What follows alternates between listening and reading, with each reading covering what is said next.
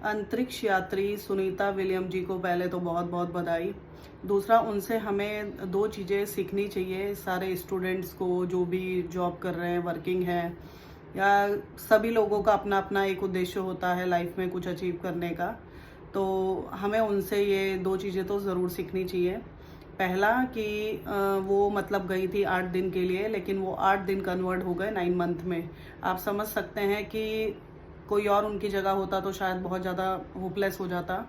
तो लाइफ में कई बार ऐसा होता है कि हमें ऐसा लगता है कि हमें ये क्यों नहीं मिल रहा है, क्यों नहीं मिल रहा है, ये चीज़ हमारे पास क्यों नहीं आई है। लेकिन एक सही समय आने पर, सही टाइम आने पर वो चीज़ आपको मिल जाती है। तो धैर्य बहुत बड़ी चीज़ है। और दूसरा, काम की तरफ लगे रहना, जो आपको चाहिए उसकी तरफ हमें लगे रहना पड़ता है, तभी हमारे लिए रास्ते खुलते हैं। दूसरा कि वो स्टार्टिंग में जैसी थी, एंड तक वो वैसी, मतलब उतना ही पॉजिटिव फेस उनका पहले भी था, और लास्ट में भी आप देखते हैं तो वो पूरी तरह से इतनी एनर्जी लेके बैठी थी और फुल ऑफ फन, एकदम चेहरे पे स्माइल।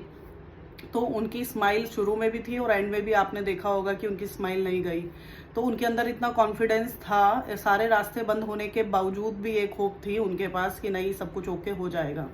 तो ये चीज़ें हमारे अंदर भी होनी चाहिए कि लाइफ में कितने भी हर्डल्स आ रहे हो, कुछ भी आ रहा हो, कभी कभी क्या होता है, कोई चीज़ हमें लगता है कि हमें क्यों नहीं मिल रही है, क्यों नहीं मिल रही है, हमने इतना स्ट्रगल किया, इतना मेहनत की उस चीज़ के पीछे, क्यों नहीं मिल रहा है।